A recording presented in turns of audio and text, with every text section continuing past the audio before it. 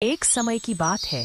एक हरे भरे पहाड़ी क्षेत्र के पास एक छोटा गांव था, नीलकंठपुर। यह गांव शांत था, लेकिन आर्थिक संघर्षों से जूझ रहा था। लोग मेहनत करते, लेकिन झोली भर फसलें ही मिलती।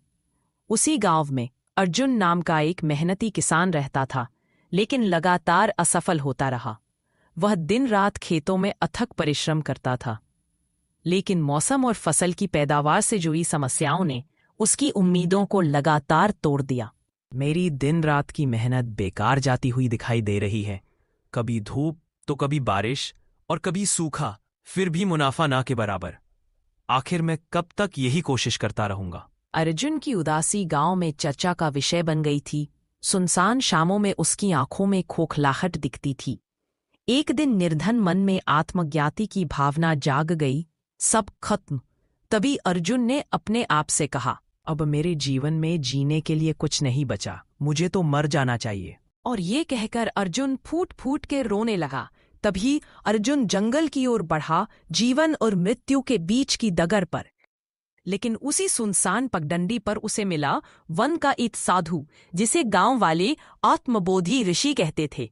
तभी साधु बाबा की नजर अर्जुन पर पड़ी और उन्होंने ऊंचे स्वर में पूछा, बेटा, तुम इतने दुखी होकर कहाँ जा रहे हो?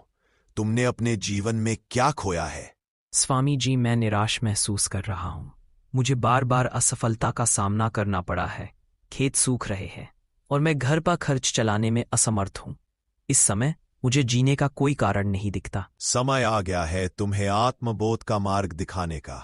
मैं साधु हूं, परंतु पहले मैं भी एक आम किसान हुआ करता था, बिल्कुल तुम्हारी तरह। मैंने वर्षों की खेती, अनुसंधान और ध्यान से यह जल तैयार किया है, जिसे मैं तुम्हें आज दूंगा। यह है विश्वास का अमृत, ना केवल पानी, बल्कि उम्मीद, मेहनत और आस्था का संगम। इसे अपने खेत में एक बार डालकर देखो, फिर देखो इसका लाभ।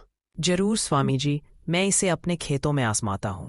बस आपकी कृपा मुझ पर बनी रहे। जब अर्जुन गांव लौटा, उसने उस जल को अपने गन्नों के खेत में मिलाया। कुछ ही दिनों में फसल लहलहा गई, घने और मजबूत। समय के साथ उसकी गन्नों की फसल तैयार हुई और अर्जुन के घर में खुशियां लौट आईं। अर्जुन ने उस जादुई जल के साथ मेहनत, आधुनिक तकनीक और साधु की दी सीख को मिलाया। इससे उसने एक छोटा चीनी बिजनेस शुरू किया, जो जल्द ही गांव की आर्थिक रीढ़ बन गया।